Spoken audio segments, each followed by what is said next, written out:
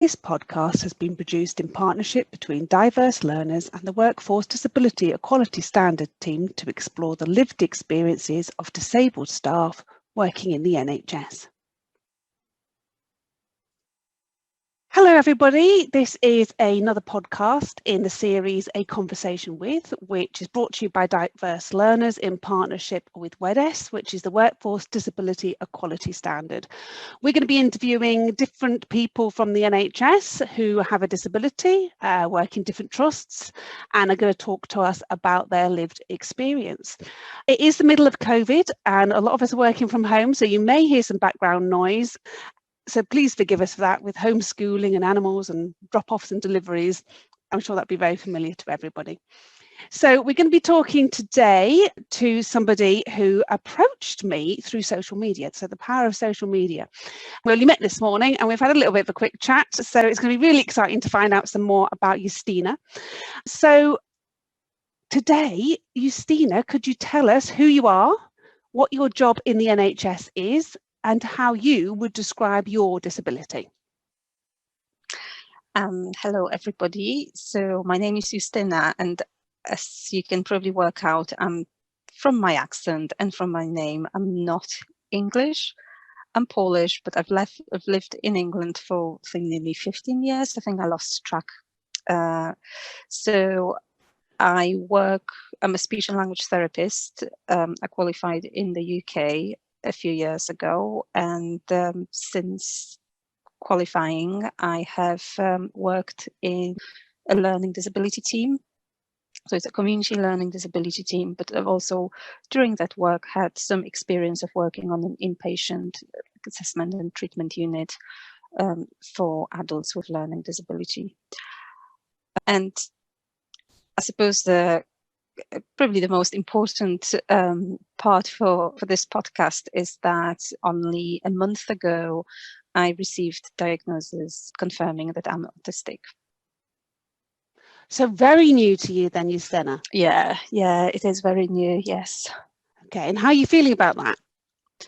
I think good. I think it's a mixture of emotions, because obviously I went 44 years thinking that there's me, I just need to try harder, I'm a bit awkward, I'm a bit odd, I don't understand why everybody's coping with certain things better than I do, and I might be coping with other things better than other people. And then a couple of years ago, I went to a conference that was full of autistic people who were presenting and talking about their experience. And that's when it dawned on me that actually what they are saying describes me. So it's been a long process over 2 years. I think part of it was slightly delayed by COVID, but yeah. So I've got my diagnosis, and now it's like a massive change. I think just thinking about myself in terms of autistic, neurodivergent, disabled. Yeah, but it's positive. It's kind of, it just gives me some answers to questions that nobody could ever answer before. Lovely, thank you for sharing that, because with it being so new, I mean, I was identified as having dyspraxia, ADHD and sensory processing disorder at the age of 33. So I'm now 47, but it was it was kind of a relief, a surprise. It made me look back at my life in a different way. So so it's still early days, so you might go through some more emotions. Yeah, and I think, I went through a phase where the first 3 weeks, I think, post-diagnosis, I was like, oh my God, I want to read, and then came a couple of weeks where I felt like I don't want to read, I don't want to hear, I don't want to breathe the word autism because I just need to. But now I'm slowly coming back, sort of thinking, okay, so let's embrace it. And I suppose that the interesting thing is that over the last year, it's not just me that was confirmed autistic, both also my husband and my daughter. So we live in an autistic bubble, and it's a really, really nice place to be. Yeah, me too. So my eldest daughter and my youngest daughter both have dyspraxia and sensory processing disorder too, and my youngest also has ADD, and my eldest has generalized anxiety disorder as well as that. So my husband is a nurse, and he's in the minority, so he's got 3 women in his house, all with the same identification. So I prefer the term identification rather than diagnosis. It's more of a positive term, I feel. But we're quite open to however people describe their own disability, and that's a really important message to get through. And we, we're nature nurture. So they've got the same genes as me, and they've been nurtured in a similar way, but we're all present differently. We have different strengths and different challenges. There are some commonalities, but is that what you find in your household too? Yeah, I mean, I think in many ways, we're quite similar to each other, although also quite different. So, and I think that the way that things worked was my daughter was the first one to have diagnosis. I suppose I use the word diagnosis just because that's what's been used around me so much. But so then I think, so that was, I think, January last year. And then in the summer, my husband received his diagnosis. So then there were just a few awkward months where I was waiting for my final appointment, and the sort of my diagnostic process was the longest one, just because of like different delays. And I remember that at that point I thought, what if I'm not autistic? Then I'll be on the outskirts of, what's our family, especially that my daughter considered us to be an autistic squad. So, well, I've heard the term neuro tribe. So yeah, autistic squad. Yeah, absolutely. Yeah. So on the day when I actually, when it was confirmed that I am autistic, I received a certificate saying, "Welcome to the autistic squad. Tick if you want to join and sign." That's fantastic. I love that. So a positive experience. So if you've gone through this process, have you told people at work that you are autistic?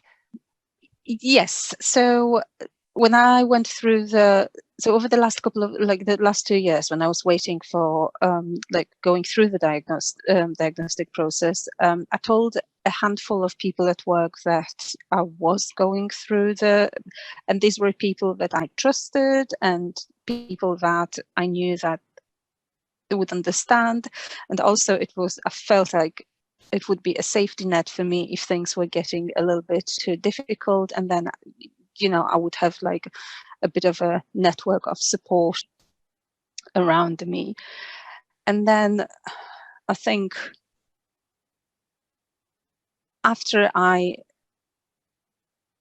when I got my diagnosis, obviously I've been working mostly from home, so I don't go to the office much. But is that because of COVID? Yes, it is because of COVID, and because now we have to follow a rota. You have to ask for permission to be. It's just to do with all the infection control and stuff. Right. Yeah. I just wanted to check because one of the reasonable adjustments for some people with disabilities is to work from home. I wanted to just check sure whether you were working from home because of your disability or because of COVID. No, it's because of COVID. Because of COVID. Well, at least at the moment, because of COVID. So I told. So I mentioned it to a few other people, and then I think it was about a week after I got diagnosis, I thought, do you know what? I'm really not very good at pretending, not saying things, hiding things, which is probably one of the autistic traits that just, I don't think I could be a spy. I don't think I would be very good at playing poker either. And I just decided to, I think it coincided with me finding a really lovely resource on the website called Understanding an Autistic Brain. And it's like a booklet that's been prepared by made by autistic people from all over the world. And it just explains things so well that I decided to share it with all of my colleagues. So I sent an email to 70 people, because there's 70 people in my team, and said, well, this is me coming out. If you want to find out a little bit more about my neurology, please read that booklet. I sent it whilst I was in the office. Though, I mean, no, sorry, I typed the email whilst I was in the office, and then as I was leaving, I left the office. I was still on the sort of on the trust grounds. I just clicked send. And just left, just went home, because I was supposed to be working from home for the rest of the day. And it just felt a little bit, like you've got those like memes where somebody just throws a bomb and just leaves the building and everything just explodes. It felt a little bit like that. So yeah, so actually at work, I decided not to make it a secret. Excellent. Thank you. And what trust was that you work for? Cumbria, Northumberland and Tyne and Weir NHS Trust. Excellent. So that's your experiences of telling people at work, and that's a great resource. Thank you. We'll make sure we've made a note of that in the transcription.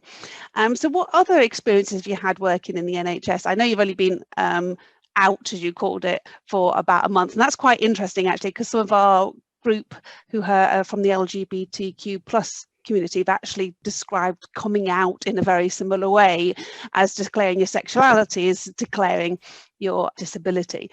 So what's your experiences been like in the NHS, even though you didn't know you had autism? What sort of support have you been able to gain, or any issues that you've had? So I think, to be honest, I've been very lucky in a sense that I work for a learning disability team, and I think the experience generally, even when I speak to students or when I've spoken to other people, is that learning disability teams are probably used to sort of thinking about reasonable adjustments, or thinking about different ways of sort of approaching things. So I can't complain, although there have been things that have been very difficult for me. So, for example, our office is an open space, hot desking, and that's I think, especially maybe not so much at the beginning when I started working, but with time, as you get more responsibilities, it's more stress, more things, it's become more difficult. So being able to, for example, concentrate, where I could hear people typing on the keyboard, sitting sort of right across the room, or people listening to music on their phones, even if there was relatively quiet, I could still hear it, or admin team listening to radio, people walking past, people talking, getting loads of emails, and sort of thinking I just cannot concentrate. And also with hot desking, although I don't know how, I think it's because I tend to like to sit in the same place, and I think my way of making sure that it would happen was just brought an old cardigan to work, and I left it on one of the chairs. So generally it was like the seat is taken, but there were times where sometimes somebody else would be sitting there, and I could think, I remember thinking, oh my God, what am I going to do? I cannot concentrate when I sit on a different, in a different seat, because it's so different. So distracting. Distracting, yeah. So I've always felt that working from home, or having flexibility around, do I work from home? Do I work, from the office? That's something that would suit me. It wasn't always possible, because maybe in a different way. It was possible, but I always had to ask and justify why. Whereas sometimes you feel like, actually, I know that I cannot justify, I cannot explain why I think I'll work better from home. I just know that this is, I'll concentrate better. So that was one of the difficulties that COVID magically solved, because now I have to ask for permission to go to the office. So it's like the other way around. Well, that's really common, actually. That routine and sitting in the same place is really important to a lot of people who are neurodivergent, and people not just only who are autistic, but also who have dyspraxia. My daughter's, she has to sit in the same place when we're sitting around the table, and it causes all sorts of issues if it doesn't happen. So that routine's really important, and a number of people who go through the access to work process actually get noise cancelling headphones as a reasonable adjustment, or a separate place to write up their notes which isn't hot desking, or a desk which is theirs, but then with the big partitions around to reduce the distractions. So they're all reasonable adjustments to make sure you're not disadvantaged at work. So have you heard of the scheme Access to Work? Well, I only heard it this morning when I spoke to you. So, but I suppose it's like I say, my journey around, being neurodivergent, being autistic, and being protected by the Disability Act, it's only new. So before, I knew obviously equality, diversity, etc., but never really thought about it. Thought about it in terms of being a female, being a mother, but not so much about disability. So until this morning, I never heard about it. So that's not uncommon. So only 1% of people who are eligible for access to work actually have access to work. So you're not alone there, Justyna. And also that's something that the Workforce Disability Equality Standard is trying to raise awareness of by having their 10 measures. And that's who we're doing partnership with. And that has come out also of the Equality Act 2010. So have you heard of WDES at all? Again, the same answer, not until this morning. So I'd really recommend for anybody else who is listening as well to have a look at the Workforce Disability Equality Standard. There are 10 measures in there. Trusts now have to publish their results, and they also have to have an action plan as well. And one of those action plans is a staff disability network. So do you know if you have one of those at your trust? I think there is one. I found out yesterday that there is one, but at the moment I don't know how to. I didn't have time yesterday to sort of inquire how to join it, or who runs it, etc. So that is something on my to-do list. And it's still early days for you as well.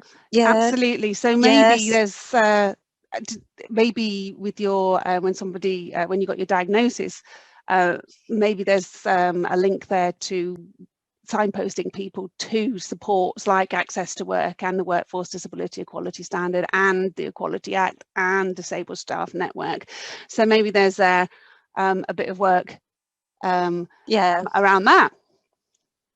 Yeah, absolutely. Because I think also, I remember that the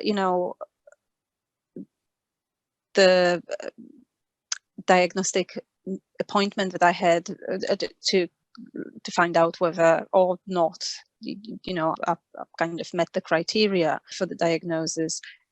It just came as a blur, because obviously I remember sort of talking about, yes, I meet the criteria, but I cannot remember actually details of what we talked about.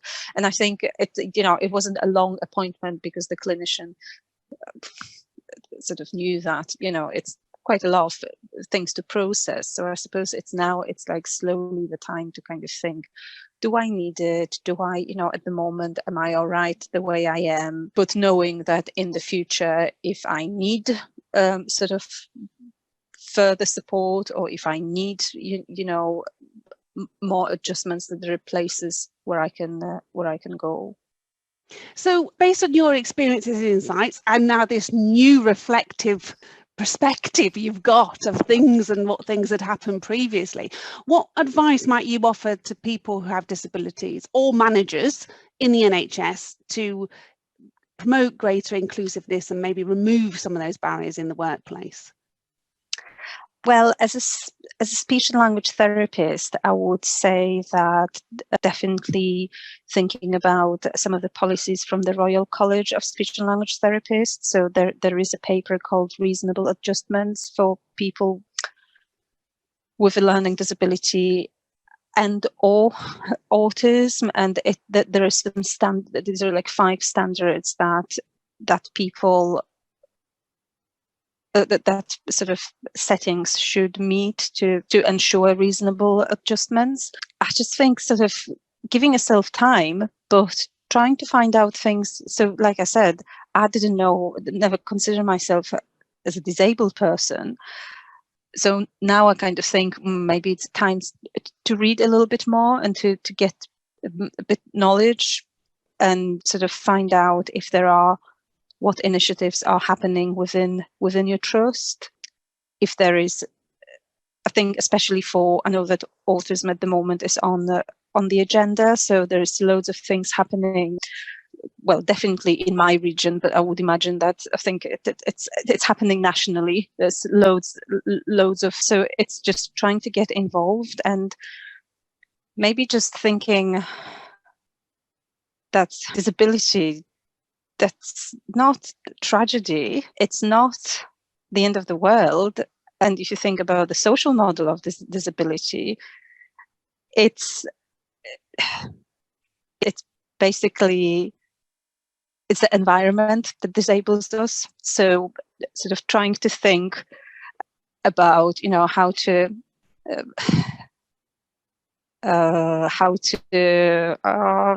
it's lost my words now. No, don't worry. That's a very common thing for neurodivergent people. So you were talking about looking at the environment and making changes to the environment to remove barriers for disability.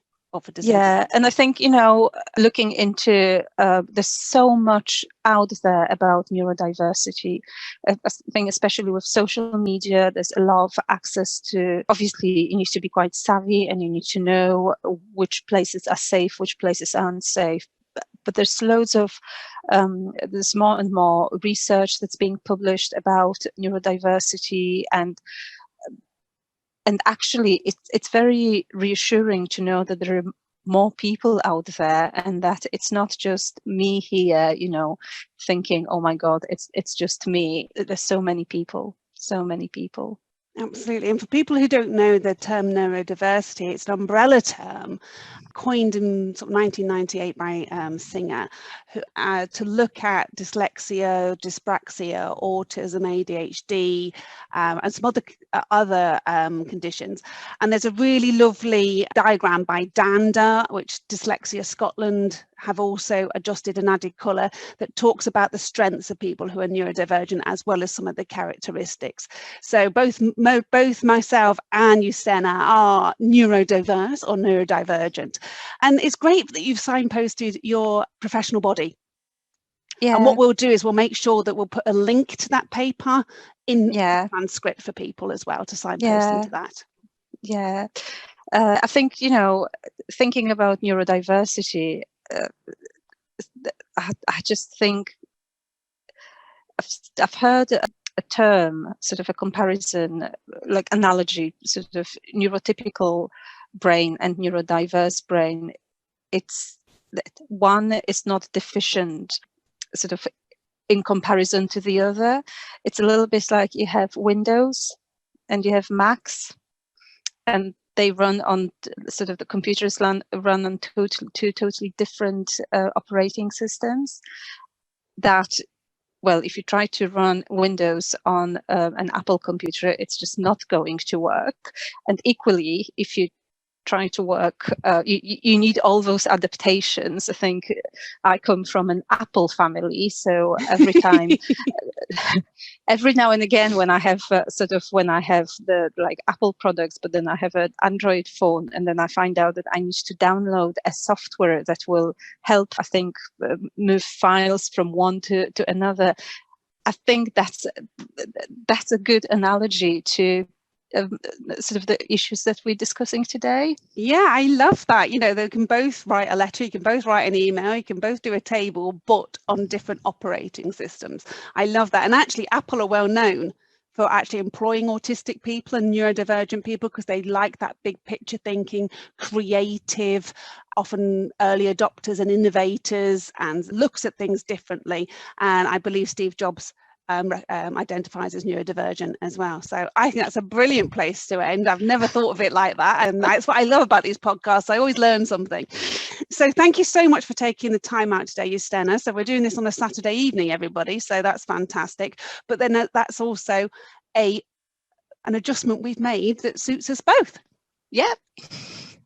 Excellent. Okay then, so I hope everybody keeps safe and listens to some of the other podcasts in the series, because there's a number of them and they've all got different points and different perspectives.